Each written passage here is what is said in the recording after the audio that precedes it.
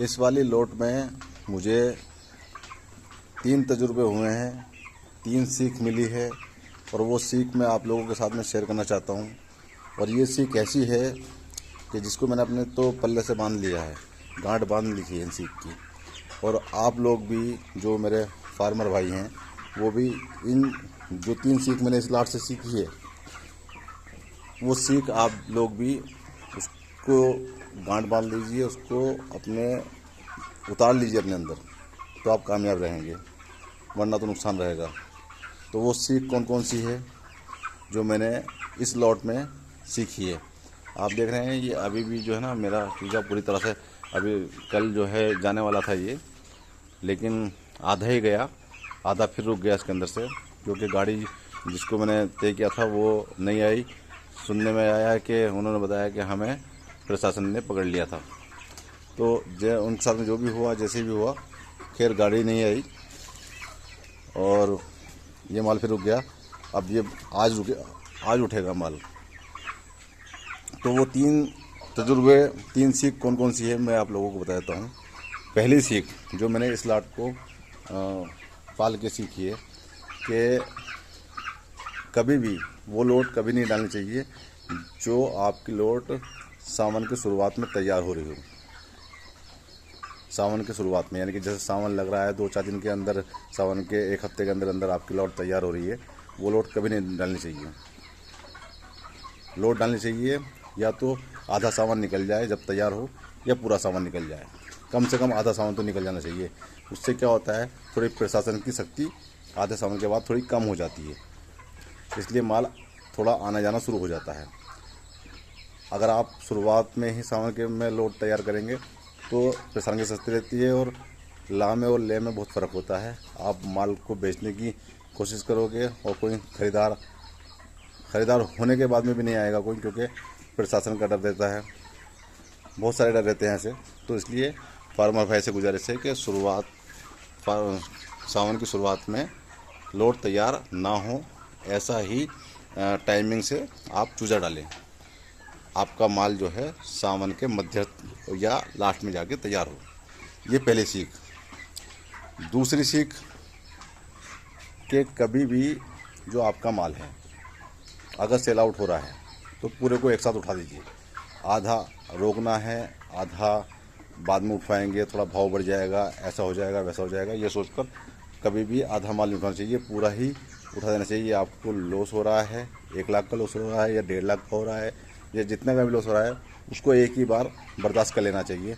क्योंकि क्या होता है, अगर आपने आधा माल निकाल दिया और आधा रोक लिया ये सोचकर कि शायद इस वाले माल से मैं अपने लॉस को थोड़ा बहुत कवर कर लूँगा, तो उसमें क्या होता है, जैसे आज की पोजीशन चल रही है, रेट तो बहुत ज़्यादा बढ़ते नहीं हैं, 2-4 रुपये बढ़ते हैं, फिर नीचे आ जाता है, फिर बढ़ते हैं 2-4 रुपये, फिर नीचे आ जाता है, तो वहीं एक सर्कल में घूम रहा है रेट।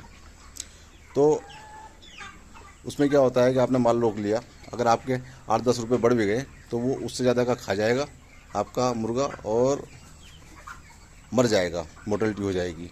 तो हिसाब आके वहीं पड़ेगा, आपके दिन ख़राब हो जाएंगे। आप जो है ना एक साथ बेचकर जो होना था वो हो गया, जितना लॉस होना था वो हो गया, उसके बाद सुकून से अपने घर में जाकर सो जाएंगे। लेकिन आपको जो है ना आधे मुर्गों को फिर घेरना पड़ेगा, जंगल में रहना पड़ेगा, फार्म पे रहना पड़ेगा, और रिजल्ट कुछ निकलेगा नहीं। अगर थोड़ा बहुत माल महंगा भी बिक गया तो हिसाब वहीं आके पड़ जाएगा, क्योंकि उतना तो वो दाना खा जाएगा और उतना वो मर जाएगा। सब मिला के हिसाब वहीं आगे पड़ता है। तो जो लॉस होना है वो तो होना ही है, इसलिए एक ही बार लॉस को ले लेना चाहिए। ये मेरा दूसरी सीख जो इस लाट में मुझे मिली है, ये मैंने बिल्कुल गांठ बांध ली है। और तीसरी और सबसे बड़ी सीख जो है वो ये है, जो मैंने इस लाट में और हर लाट में सीखी है। मुझे आज जो है तकरीबन 3 साल के करीब मुझे फार्म से जुड़े हुए हो गए हैं। मैं जो पोल्ट्री का काम कर रहा हूँ 3-3.5 साल से मैं इस लाइन से जुड़ा हुआ हूँ। तो शुरुआत में तो मैंने थोड़ा डाला, कंपनी से भी मैंने कॉन्ट्रैक्ट फार्मिंग भी की है।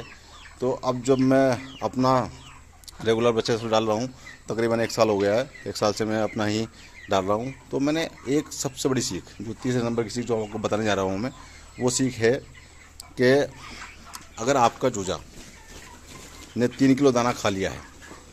जो एक स्टैंडर्ड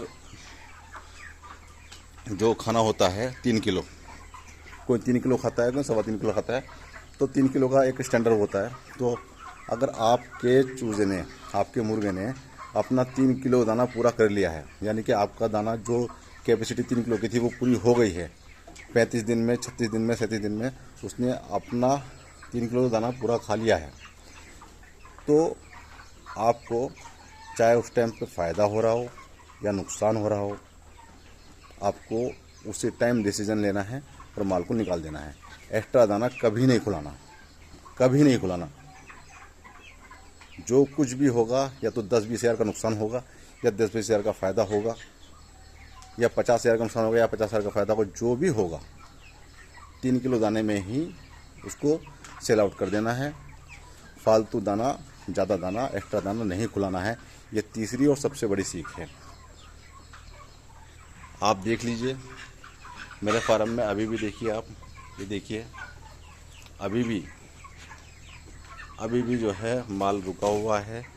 कम से कम आज मुझे 3 दिन से मैं लगातार इस माल को बेचने की कोशिश कर रहा हूँ। और माल कितना था, सिर्फ 35 कुंटल के करीब माल था बचा हुआ। 35 कुंटल माल भी मुझसे 3 दिन में नहीं निकला है। कभी 8 कुंटल जा रहा है, कभी 5-6 कुंटल जा रहा है। आज देखते हैं कितना जाता है।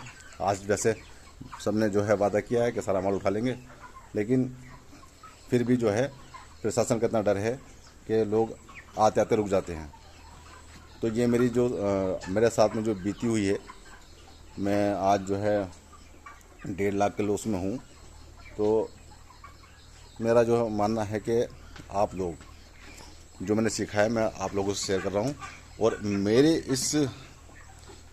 मुझे देख करके आप जो है सीखिए और समझिए, और समझने के बाद में आप फार्मर लोग खुद समझदार हैं। ऐसे टाइम पे बच्चा डालिए जब डिमांड हो, आपका बच्चा उस टाइम पे तैयार हो के डिमांड हो। और दूसरा, 3 किलो दाने से ऊपर उसने ना खाया हो, सेल आउट कर दीजिए। चाहे नुकसान है, फ़ायदा है, कुछ भी है, आगे देखेंगे जो भी होगा। कभी रोकने की कोशिश मत कीजिए माल को, और एक साथ सारा माल बेच दीजिए। ये सब चीज़ें सीखने वाली है और अपने गांठ बांधने वाली चीज़ें हैं। तो उम्मीद करता हूँ आप मेरी बातों समझ गए होंगे। दोस्तों, मेरा नाम है ताज़ीम फरीदी, कस्बा हल्दोर, ज़िला बिजनौर, उत्तर प्रदेश। जय हिंद, जय भारत।